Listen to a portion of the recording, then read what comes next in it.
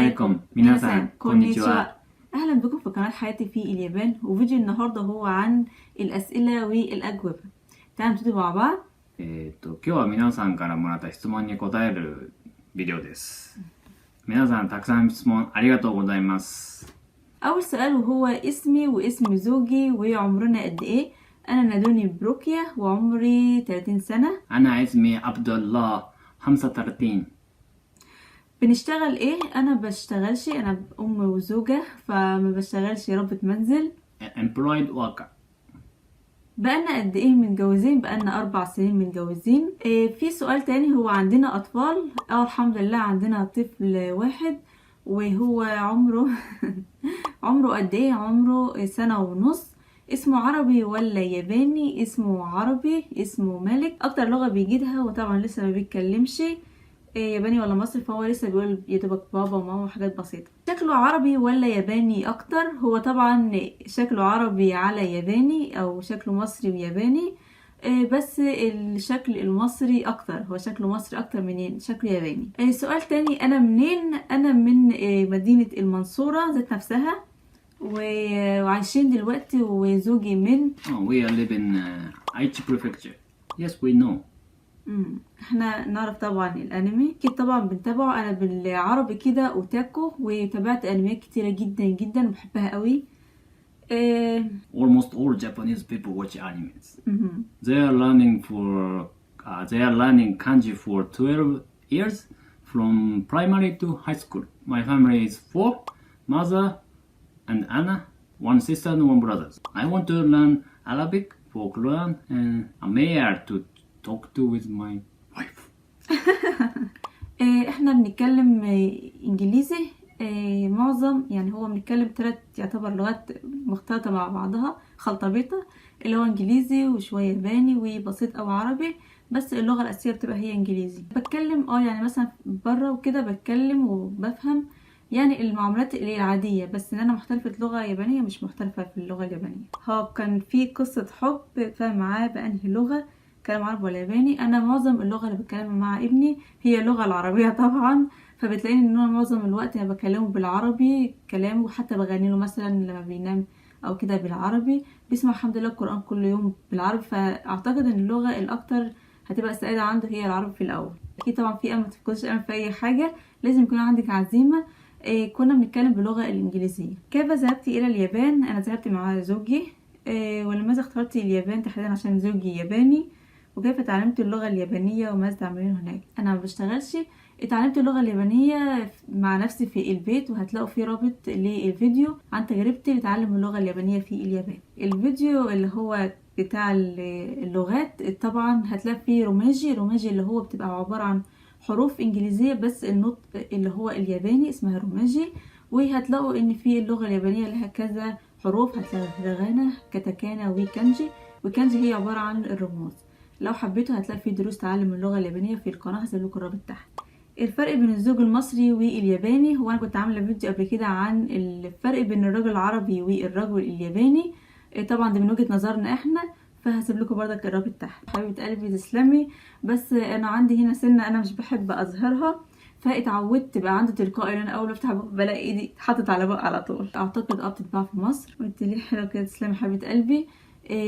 ان شاء الله احنا فعلا كنا ناويين نعمل فيديو عن تعلم الاكل بالعيدان.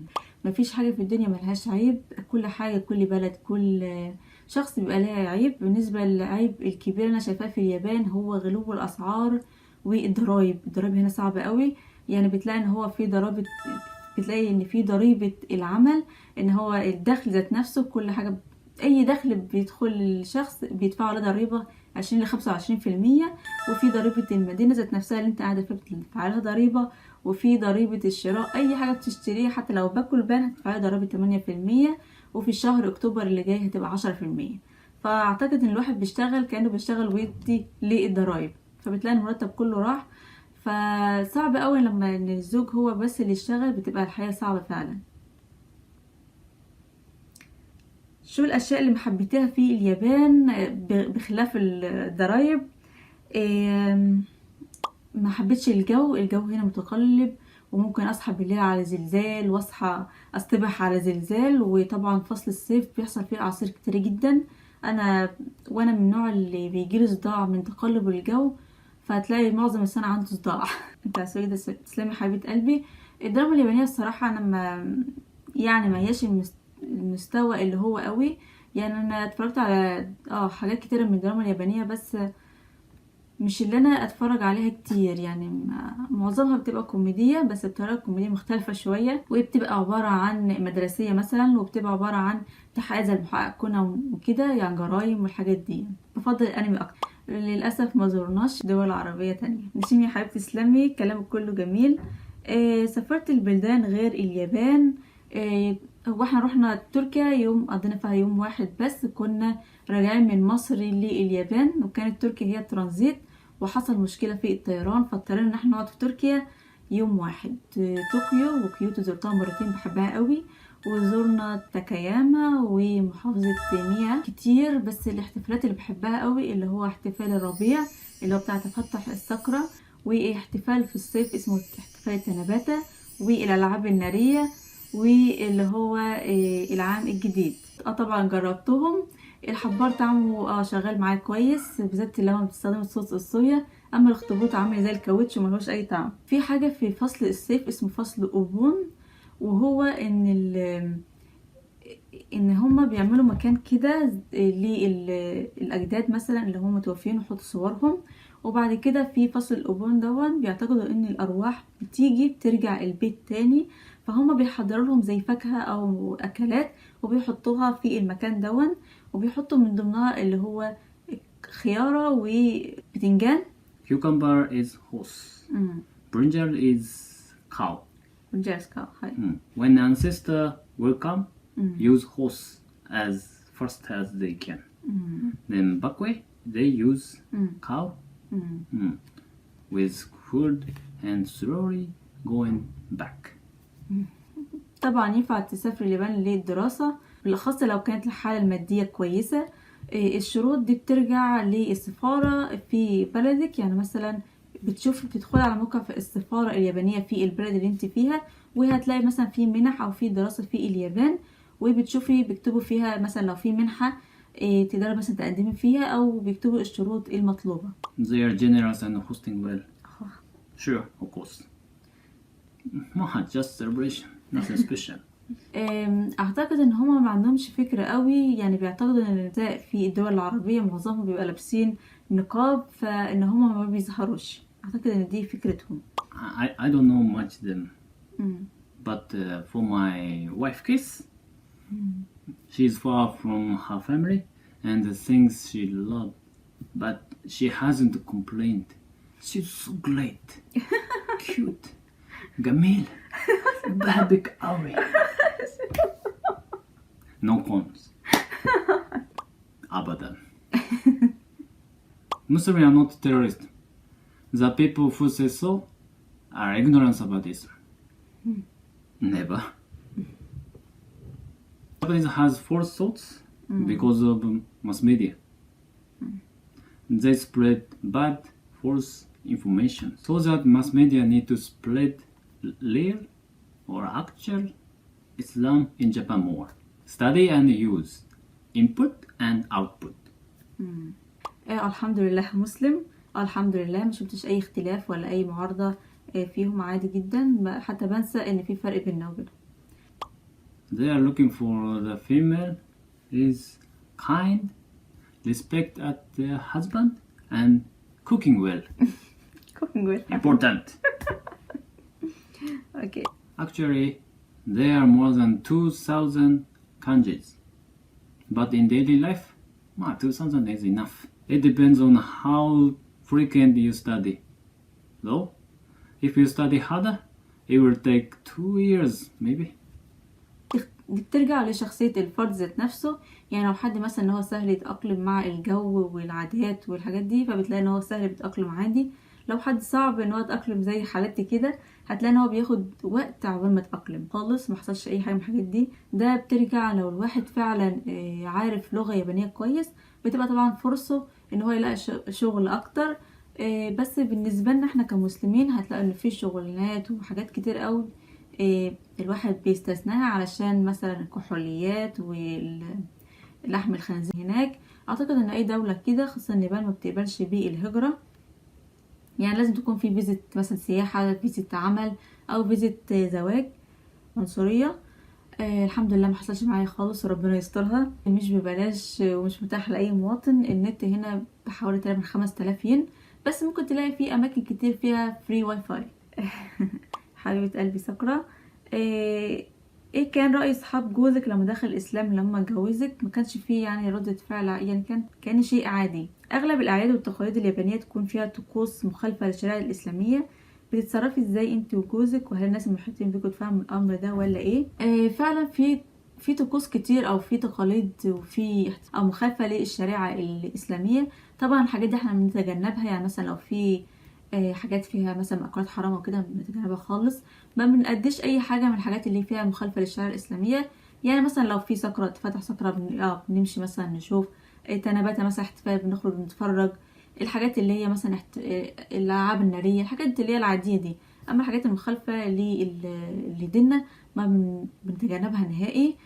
طبعا اللي حوالينا بيتفهموا كده كويس، عارفين احنا مسلمين وما ينفعش نعمل حاجه مخالفه للاسلام. ما واجهتش الحمد لله صعوبات في مع الجيران، بيتعاملوا معاهم عادي وكويس جدا، وبيبصوا لهم نظره ان هم كيوت، يعني بس ان هم شكلهم حلو، ان هم مزيج ما بين اليابانيين ودوله تانية، فبيبصوا ان هم حاجه كويسه يعني الحمد لله. واصعب حاجه بالنسبه لي طبعا بعدي عن اهلي. شعور الغربة أنا طول ما أنا قاعدة في البيت يمكن بيبقى أقل كتير. مثلا بكلم اخواتي وكده. انا لما بخرج مثلا في الشارع لوحدي بحس فعلا بالغربة شوية. اكيد طبعا بقى لو حصل زعل ما بيني وبين زوجي فبتلاقي احساس الغربة زاد قوي. يعني تأقلمي كان مع الناس اكتر اسهل بكتير. بعد كده الاكل خد مني تقريبا ممكن سنتين. انا من النوع اللي ما بحبش اجرب اكل جديد، وكنت متعودة طبعا على المسبك والاكل المصري، فكان بالنسبة لي صعب ان انا اجرب اكل ياباني. قعدت تقريبا سنة عقبال ما جات لي الجرأة ان انا اكل اكل ياباني، وحبيته فعلا طلع حلو وصحي. اما بالنسبة للجو لغاية دلوقتي انا مش قادرة اتأقلم على الجو خالص. من رأيي ان اليابانيين ان اهلهم بيعلموهم من صغرهم ان هم يعتذروا ويراعوا الاخرين. هنا بيراعوا شعور الناس المحيطة جامد، ان هو مثلا ما يضايقوش حد، مش عارفة ايه الحاجات دي. فان هما بتلاقي فيه معاملة خارجية او اسمها معاملة سطحية بيتعاملوا بيها مع الناس. حتى هنا الخدمات في اليابان بتبقى خدمات عالية قوي، وبيتعلموا حتى لو في مثلا زبون ان هو تطاول عليهم او ضايقهم ان هما ازاي يقدروا يتحكموا في اعصابهم ويردوا بكل كياسة على الزبون دون. فبتلاقي ان هما معاملتهم يعتبر سطحية زي ما بنقول، او بتبقى معاملة مختلفة عن اللي جواهم شوية. الحمد لله ما ندمتش على الزواج من زوجي خالص. الصعوبات مع عقليته لا خالص، هو يعتبر عقليتنا متشابهة جدا، والحمد لله في توافق كتير قوي قوي. كل اللي بناء عن مصر اعتقد ان هم اول ما بيجي في بالهم مصر هيجي على طول الاهرامات وابو الهول والصحراء. حصل فعلا موقف معايا من 3 سنين ونص تقريبا فاتوا. كنت معديه وبعدين حد من الجيران، كانوا 2 كبار في السن بيتكلموا ولقوني فسلموا عليا وكده، وسالوا انت منين؟ قلت لهم من مصر. فكانت ردة فعلهم اندهاشة جامدة قوي، وقالوا مصريين ايه يعني، حاجة نادرة، وقالوا كليوباترا والحاجات دي. فكانت ردة فعلهم قوية قوي ان في مصريين هنا في اليابان. تسلمي حبيبتي. ازاي قدرت تبعدي عن مصر؟ هو الاصعب من بعد عن مصر هو بعد عن اهلي، ده فعلا شيء صعب قوي، بس ربنا اللي بيقدر. الحمد لله عملوا كويس. ده انا مش عارفه لغايه دلوقتي الصراحه ان هم اتقابلوا ازاي، بس الحمد لله متقابلين جدا. I usually read comics. I recommend the Gundam とか Slam Dunk とかかな。الحمد لله ما ندمتش ولا فعلا ولا لحظه ندمت فيها، الحمد لله رب العالمين. وما اتمنيتش خالص ان هو يكون اي زوج غير زوجي دون، ايا كان جنسيته سواء عربي او اي جنسية تانية. الحمد لله انا بحمد ربنا ان هو ده زوجي، مش عشان ياباني ولا عشان عربي، عشان هو شخص ذات نفسه. ما بخافش ان هو يحن للبنات بلده.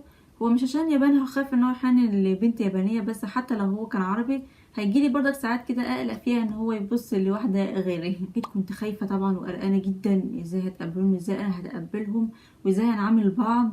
بس الحمد لله ربنا بيسر الامور اكتر ما الواحد بيتوقعها، والحمد لله احسن من توقعاتي بكتير.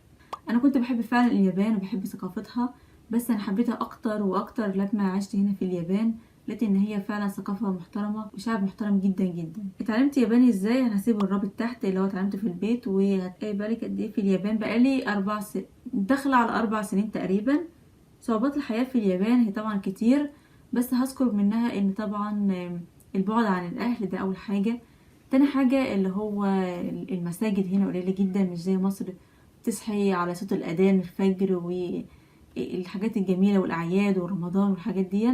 والأكل الحلال طبعا هنا قليل قوي قوي. وطبعا اللغة، طبعا اختلاف اللغة. هي العيشة في اليابان هنا مريحة قوي، بس غالية قوي قوي. انت عسل كده ليه حبيبة قلبي، تسلمي وتحية ليكي والأهل السعودية.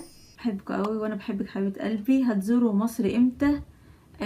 ماليش صراحة مواعيد محددة نزور فيها مصر، يعني حسب الظروف. هترجعوا مصر يعني مثلا نعيش في مصر؟ لو السؤال معناه هنعيش في مصر، احنا فكرنا فعلا احنا نعيش في مصر من فترة، وبعد كده جينا نحسب الموضوع، لقينا ان في صعوبات كتيرة قوي، فالموضوع اتأجل حاليا. فربنا ييسر في المستقبل، محدش عارف ايه اللي هيحصل. زوجي اتعلم حاجات بسيطة قوي من اللغة العربية، يعني مثلا اتعلم من كتاب القرآن حاجات بسيطة في القرآن عشان يقرأها وهو بيصلي، والصلاة. واتعلم حروف واتعلم كلمات بيستخدمها في كتاب برضه. واتعلم طبعا مني شوية من كلامي، وكنا رزقنا بطفل فبقيت اتكلم كتير بالعربي، فهو لقط كتير قوي الفترة اللي فاتت دي من العربي. بتيجي مصر كام مرة في السنة؟ ملاش مواعيد محددة والله يا قمر. كام سنة بتختلف من شخص للتاني طبعا. وكمان ازاي الواحد بيتعلم، يعني لو الواحد فعلا بيتعلم كل يوم وباستمرار ان هو مواظب، هتلاقي ان الوقت قل.